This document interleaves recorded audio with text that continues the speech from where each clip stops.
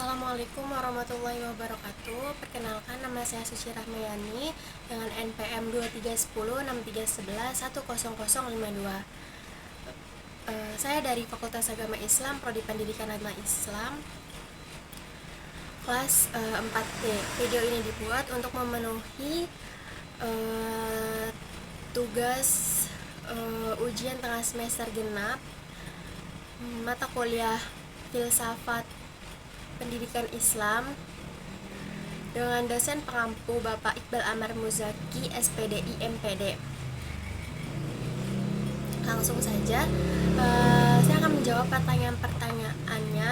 Yang pertama, jelaskan bagaimana pengertian filsafat pendidikan Islam dapat mempengaruhi praktik pendidikan madrasah dan pesantren, dan berikan contohnya. Sumber pertama dari video YouTube Bapak Iqbal Amar Muzaki, SPDI MPD, dengan nama channelnya Zona Dosen, yang mana filsafat dianggap ibu dari segala ilmu pengetahuan, dan filsafat ini mampu menjawab berbagai pertanyaan dan memecahkan berbagai masalah, dimulai dari masalah kosmik hingga masalah yang makro. Dalam hal ini, masalah manusia termasuk semua kesulitan dan kehidupan mereka. Tantangan yang terjadi di lingkungan pendidikan salah satunya adalah masalah yang diselesaikan dengan filsafat pendidikan yang sejatinya berfungsi sebagai proses humanisme akan berjalan sesuai dengan semestinya, manakala diseimbangi atau dibarengi dengan filsafat.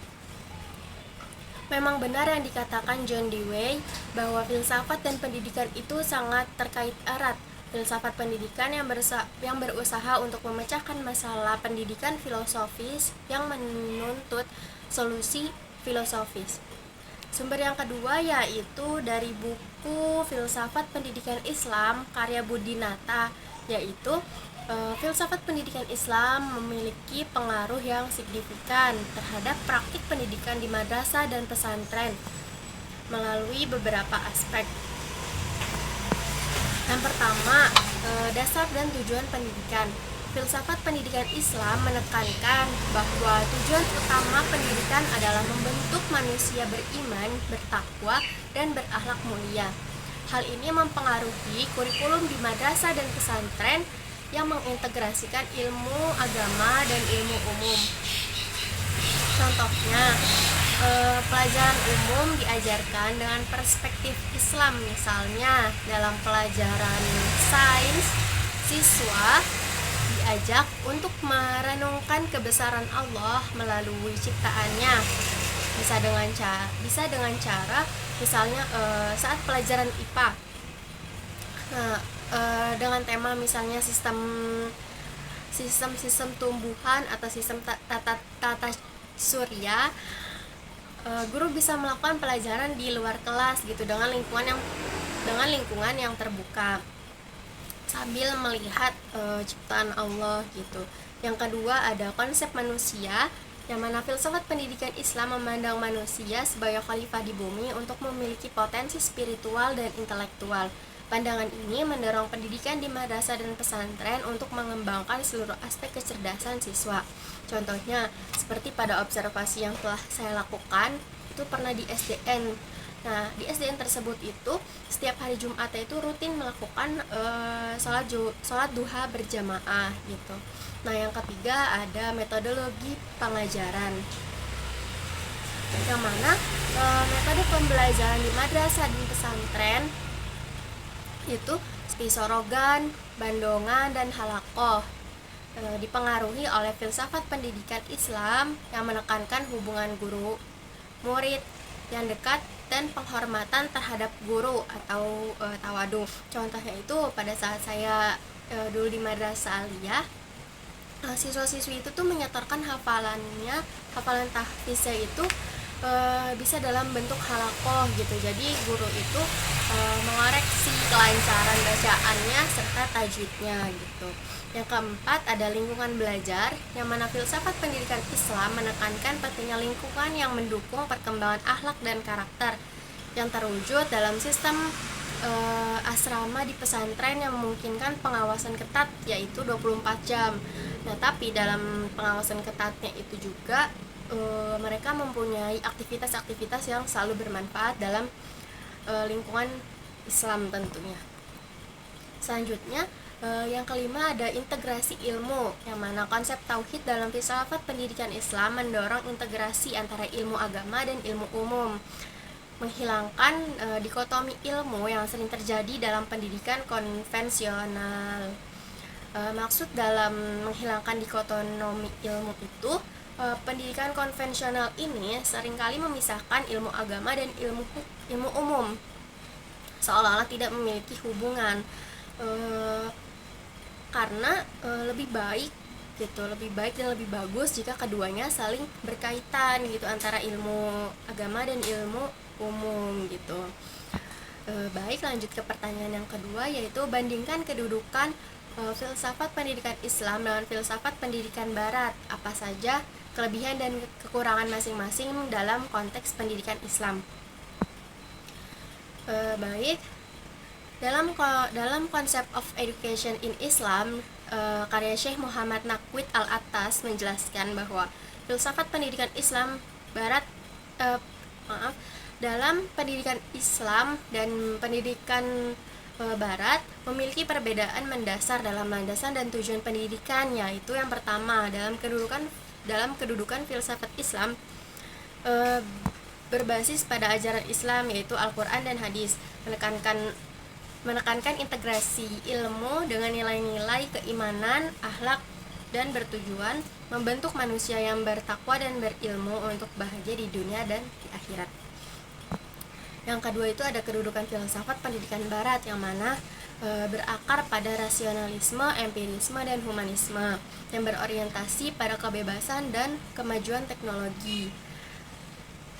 Serta menitik beratkan pada pengembangan potensi individu secara sekuler, serta ada pula kelebihan dan kekurangan dalam konteks pendidikan di Indonesia, yaitu kelebihan pada filsafat pendidikan Islam adalah mengintegrasikan moral dan ilmu serta membentuk karakter berbasis nilai agama, sedangkan kelebihan filsafat pendidikan Barat yaitu mendorong inovasi, berpikir kritis, dan kemajuan ilmu pengetahuan. Ada pula kekurangannya, yaitu dalam filsafat pendidikan Islam, tantangan dalam adaptasi dengan ilmu modern jika tidak terbuka terhadap perkembangan sains, sedangkan kekurangan dalam filsafat pendidikan Barat yaitu kurangnya fondasi spiritual dan moral jika terlalu sekuler gitu. Baik, lanjut ke pertanyaan ketiga. Jelaskan kerangka kerja yang menggambarkan ruang lingkup filsafat pendidikan Islam serta elemen-elemen penting yang harus dipertimbangkan dalam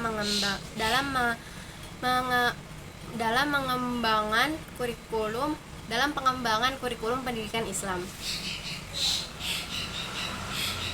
Jadi filsafat pendidikan Islam ini mencakup 3 aspek utama berdasarkan pada wahyu, akal, dan pengalaman manusia. Filsafat yang pertama itu ada ontologi atau hakikat pendidikan Islam yang membentuk insan kamil yang beriman dan berilmu. Yang kedua ada epistemologi, yaitu sumber ilmu yang berasal dari wahyu, yaitu Al-Quran dan hadis, serta akal dan pengalaman yang harus saling melengkapi. Baik, yang ketiga ada aksiologi yang merupakan tujuan pendidikan Islam tidak hanya duniawi tetapi juga ukhrawi dengan menanamkan nilai akhlak, ibadah, dan tanggung jawab sosial. Ada pula elemen penting dalam pengembangan kurikulum pendidikan Islam yaitu tauhid sebagai landasan, integrasi ilmu dan agama, tujuan pendidikan, metode pendidikan yang berupa pengajaran, pembinaan, serta penanaman adab, dan yang terakhir pendekatan holistik.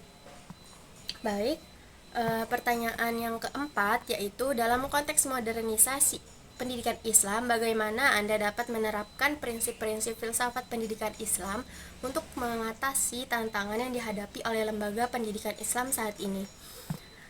Baik, untuk menghadapi tantangan modernisasi lembaga pendidikan Islam harus menerapkan menurut saya tuh harus menerapkan prinsip filsafat pendidikan Islam yang sebagaimana yang pertama itu integrasi ilmu dan agama, yaitu menggabungkan ilmu agama dan sains modern dalam kurikulum agar menghasilkan lulusan yang beriman sekaligus berdaya saing global. Yang kedua itu penggunaan teknologi dalam pembelajaran. Gunanya itu memanfaatkan teknologi digital kayak e-learning, AI, dan multimedia untuk meningkatkan kualitas pendidikan Islam tanpa menghilangkan nilai-nilai spiritual. Yang ketiga itu ada pendekatan holistik yang mana menyeimbangkan aspek intelektual, spiritual, emosional, dan sosial dalam pendidikan untuk membentuk individu yang utuh, yaitu insan kamil. Dan yang keempat, pendidikan berbasis akhlak dan karakter, yaitu memastikan bahwa modernisasi tidak menghilangkan esensi utama pendidikan Islam, yaitu pembentukan akhlak dan moral peserta didik. Dan yang terakhir itu kolaborasi dengan dunia global agar mengembangkan kemitraan dengan institusi pendidikan internasional untuk memperkaya wawasan keilmuan tanpa meninggalkan identitas keislaman.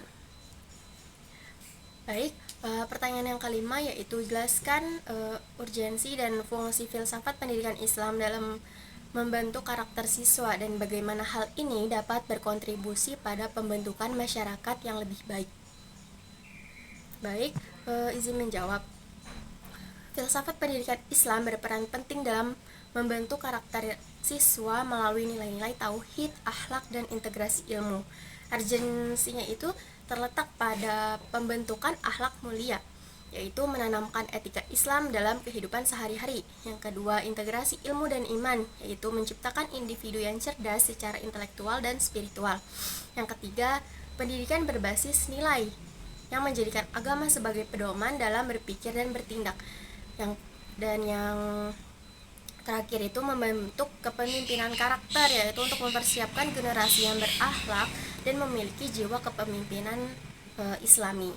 Adapun kontribusi bagi masyarakat, yang pertama itu membentuk masyarakat bermoral, yang mana siswa yang memiliki karakter kuat akan menjadi bagian dari masyarakat yang jujur, adil, dan tanggung jawab. Yang kedua itu mengurangi krisis moral dan sosial. Pendidikan Islam yang berlandaskan akhlak dapat mengurangi kejahatan, korupsi, dan konflik sosial. Dan yang terakhir, menciptakan generasi visioner, yang mana lulusan pendidikan Islam yang berkarakter baik akan berkontribusi dalam pembangunan bangsa yang lebih adil dan harmonis. Pertanyaan yang keenam, tinjau pendekatan studi filsafat pendidikan Islam yang ada saat ini dan apa saja pendekatannya yang paling efektif dalam meningkatkan kualitas pendidikan Islam dan mengapa. Baik, pendekatan studi filsafat pendidikan Islam yang paling efektif itu menggabungkan metode tradisional dengan perspektif modern. Pendekatan integratif yang menyatukan nilai-nilai keislaman, tauhid, dan akhlak dengan teori pendidikan kontemporer terbukti efektif karena yang pertama, keseimbangan nilai spiritual dan ilmiah. Ini mengintegrasikan ilmu agama dan sains sehingga menghasilkan lulusan yang tidak hanya beriman tapi juga cerdas secara intelektual. Yang kedua, pendekatan holistik dan interdisipliner, yaitu memperhatikan aspek intelektual, emosional, sosial, dan spiritual yang paling penting untuk membentuk karakter dan kepribadian insan kamil. Yang ketiga, relevansi terhadap tantangan modern, yaitu memanfaatkan teknologi dan metode pembelajaran inovatif yang sesuai dengan perkembangan zaman tanpa mengorbankan nilai-nilai dasar Islam. Nah, dengan ini pendekatan-pendekatan tersebut meningkatkan kualitas pendidikan Islam karena mampu menyelesaikan tradisi dengan dinamika pendidikan global sekaligus mempertahankan identitas keislaman yang kuat. Pertanyaan yang ketujuh yaitu jelaskan rancangan program pendidikan yang akan Anda buat yang mengintegrasikan hakikat manusia dan hakikat pendidikan dalam konteks pendidikan Islam dan apa saja komponen utama yang harus ada dalam program tersebut. Nah, Program ini yang akan saya buat yaitu program ini dirancang untuk mengembangkan insan kamil, manusia paripurna yang seimbang antara intelektual, spiritual, dan sosial. Integrasi hakikat manusia dengan hakikat pendidikan menjadi inti dari kurikulum, yaitu komponen utama programnya. Yang pertama, kurikulum berbasis tauhid, yaitu mengintegrasikan ilmu agama dan ilmu umum dalam satu kesatuan nilai islami. Yang kedua, metode pembelajaran holistik yang menggunakan pendekatan taklim atau pengajaran, tarbiyah atau pembinaan, dan ta'ib atau penanaman adab. Yang ketiga, pendidikan karakter Islam, yaitu menanamkan akhlak, kepemimpinan, dan etos kerja Islami. Yang keempat, pengawutan literasi dan teknologi, yaitu memanfaatkan teknologi modern tanpa menghilangkan nilai spiritualitas. Yang kelima itu konektivitas dengan masyarakat. Ini sangat penting karena program pengabdian berbasis Islam untuk membangun kesadaran sosial. Nah, rancangan ini memastikan pendidikan Islam tidak hanya mencetak individu yang cerdas, tapi juga berakhlak mulia, berkontribusi bagi masyarakat. Pertanyaan yang ke-8 yaitu dalam konteks demokratisasi pendidikan, bagaimana Anda melihat peran filsafat pendidikan Islam dalam menciptakan sistem pendidikan yang inklusif dan adil? Berikan contoh implementasi yang relevan. Baik, filsafat pendidikan Islam mendukung sistem pendidikan yang inklusif dan adil dengan prinsip tauhid, keadilan, dan rahmatan lil alamin. Pendidikan harus dapat diakses oleh semua tanpa diskriminasi, yang mencerminkan keadilan sosial dalam Islam. Ada pula implementasi dalam sistem pendidikan, yaitu yang pertama, akses pendidikan untuk semua yang pastinya, yaitu untuk memberikan kesempatan pendidikan yang sama bagi laki-laki maupun perempuan, kaya ataupun miskin, seperti konsep wa ta'awanu 'alal birri wat taqwa, yaitu tolong menolong dalam kebaikan dan ketakwaan. Yang kedua, integrasi nilai-nilai universal Islam, yaitu mengajarkan toleransi, keadilan, dan penghargaan terhadap keberagaman dalam kurikulum. Yang ketiga, ada pendidikan inklusif bagi penyandang disabilitas, yaitu memfasilitasi pendidikan bagi semua kelompok sesuai dengan konsep maslahat dalam Islam. Dan yang terakhir itu adanya beasiswa dan wakaf pendidikan untuk implementasi sistem keuangan Islam dalam pendidikan seperti wakaf sekolah dan beasiswa bagi yang kurang mampu. Nah, dengan pendekatan ini, filsafat pendidikan Islam dapat membangun sistem yang merata, berkeadilan, dan sesuai dengan nilai-nilai Islam. Mungkin itu saja jawaban yang bisa saya berikan. Kurang lebihnya mohon maaf. Wabillahi taufik wal hidayah. Wassalamualaikum warahmatullahi wabarakatuh.